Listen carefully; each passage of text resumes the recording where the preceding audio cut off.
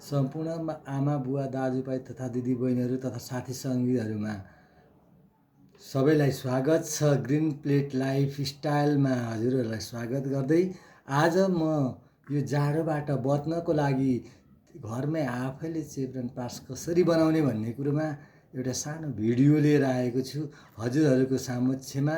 हजुरहरूले यसलाई हेरेर आफूले पनि घरमा इन्जोय गरेर आफै बनाएर अरूले बनाएको च्यवनप्रास होइन आफै बनाएर खान सक्नुहुन्छ।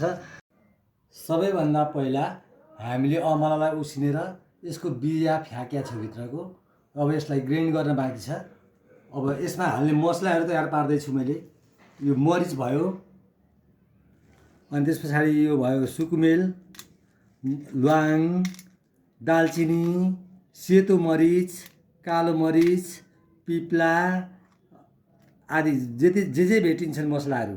अब त्यसमा अर्को पनि छ हामीसँग पदम चाल, अनि त्यस पछाडि सतावारी वन कुरिलो भन्छ यसलाई।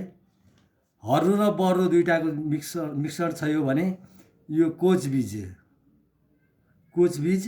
यो तुलसी, यो अश्वगन्धा, यो सेतो मुसली। अनि यसमा हाल्नको लागि हामीले ड्राई फ्रुटहरू पनि तयार पारेको छ। नरिवल, यो बदाम, यो ओखर, काजु, छोकडा, यो सम्पूर्णलाई पेस्ट बनाउँछौँ हामी र सम्पूर्णलाई सखरा पकाउने कार्य हुन्छ। उसिनेको अमलालाई हामीले भित्रको दाना निकालेर ग्राइन्ड गरेर यसरी ग्राइन्ड गऱ्यौँ। यो यसरी ग्राइन्ड गरिसकेपछि हामीले अब सक्खर बसाएका छौँ। यहाँनिर सक्खर पाक्छ। अनि हामीले सम्पूर्ण चिजहरू सक्खर उम्लिएको छ।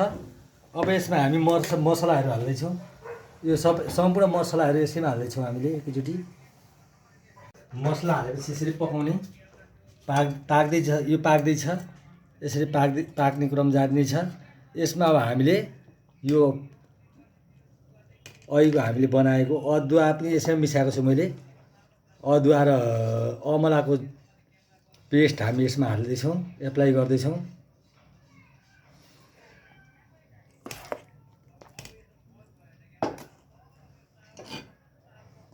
पाक्ने क्रम जारी छ। यसलाई पकाउने बिस्तारो सानो आगोमा। यसरी नै किटको कराई अथवा फलामको कराई चाहिन्छ पकाउनको लागि।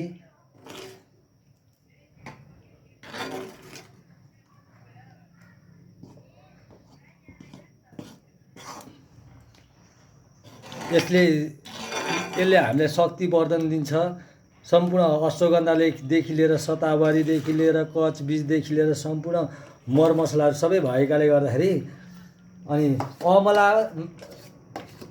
अमला यस्तो चिज हो कि जसले इम्युनिटी पावरलाई बढाउने काम गर्छ। अमला एकदम इम्युनिटी पावर बुस्ट गर्न सफल हुन्छ। भिटामिन ए को प्रशस्ति स्रोत, भिटामिन सी को प्रशस्ति स्रोत, सम्पूर्ण भिटामिनहरू भएको कारणले गर्दाखेरि अमला एकजना अमलामा 6वटा स्याउ बराबरको पावर हुन्छ। भिटामिन ए हुन्छ, भिटामिन सी को मात्रा हुन्छ भन्ने रिसर्चबाट प्राप्त भएको छ। जसले गर्दा हाम्रो शरीरमा कुनै रोग लागत दिँदैन, चिसोबाट बचाउँछ, रुगा खोकी अनि विभिन्न रोगहरू, पाचन प्रक्रिया कमजोर भएकोहरूलाई सम्पूर्ण काम गर्छ। म यहाँ अब सम्पूर्ण मसलाहरू यसैमा राख्ने क्रम यसरी राख्ने र सम्पूर्ण मसलाहरू यसरी राखेर पकाउने।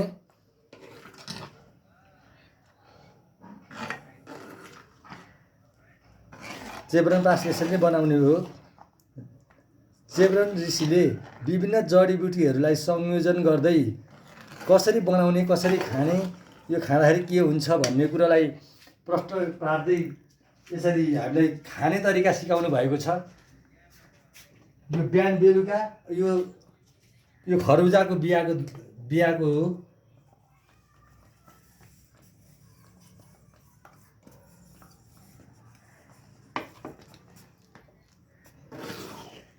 यसलाई एकछिन पकाउनु पर्छ।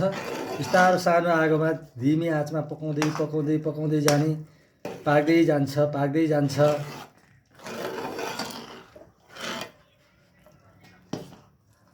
सम्पूर्ण मरमसलाहरू, सम्पूर्ण आयुर्वेदिक औषधिहरू हाम्रो भान्सा नै औषधालय हो। हामी वरिपरि नै औषधिको गुणहरू भण्डार भएका चिजहरू छन्। यसमा म हिङ हाल्दैछु, हिङ पनि एड गर्दैछौँ। मेथीको धुलो मेथी पनि स्वास्थ्यको लागि लाभदायक हुन्छ। त्यसकारण सम्पूर्ण राख्दै पकाउँदै गर्नुहोस् यसरी।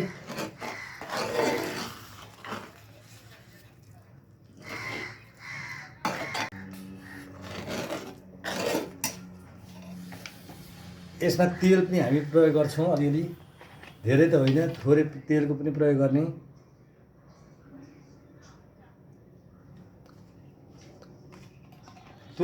प्योर तोरीको तेल हो यो आफै बारीमा उत्पादन भएको प्योर तोरीको तेल हो भने अब यसमा हामी अर्को पनि प्रयोग गर्दैछौँ। यसलाई भन्छ, हजुरहरूले देखिसक्नुभयो,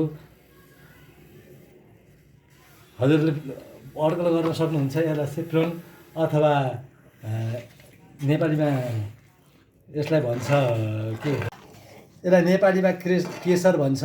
केसर पनि यसैमा राखेका छौँ। भए जति आफ्नो वरिपरि पाए जति र भए जति सम्पूर्ण औषधिहरू यसमा प्रयोग गर्न सकिन्छ।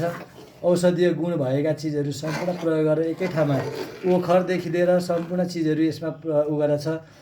बदम, ओखर, काजु अनि छोकडा सम्पूर्ण चिजहरूको यसैमा मिश्रण छ। यो यति पौष्टिक छ, आयुर्वेदिकदेखि लिएर मसलाहरू सम्पूर्ण। हाम्रो देशमा मसलाको खानी भएको देश हो।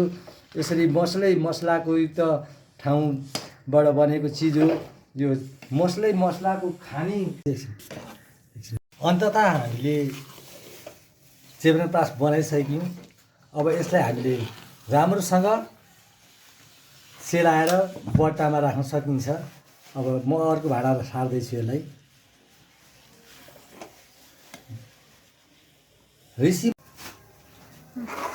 ऋषिमुनिहरूले हाम्रो जीवनलाई अति उपयोगी, स्वास्थ्यवर्धक, रोग प्रतिरोधी क्षमता भएको च्यवनप्रास बनाउने तरिका बताउनु भएको थियो। च्यवन ऋषिले बतलाउनु भएको यो बनाउनु भएको पहिलो भएकाले डाब्रन च्यवनप्रास भनेर यसको नाम राखियो। च्यवन ऋषिको स्वास्थ्यको लागि अति आवश्यक हामीलाई दिनुभएको टिप्स हो। स्वास्थ्यको लागि यो मानव शरीरलाई निरोगी बनाएर उभ्याउनको लागि उहाँले दिनुभएको उपयोगितालाई हामीले प्रयोग गर्न सक्यौँ भने हामी सम्पूर्ण रोगहरूसँग लड्न सक्छौँ भन्दै, यसरी नै हजुरहरूले पनि च्यवनप्रास बनाएर इन्जोय गर्नुहोस् भन्दै नयाँ भिडियोको साथ आउने बाछाको साथ बिदा हुन्छु। हस्, प्रणाम।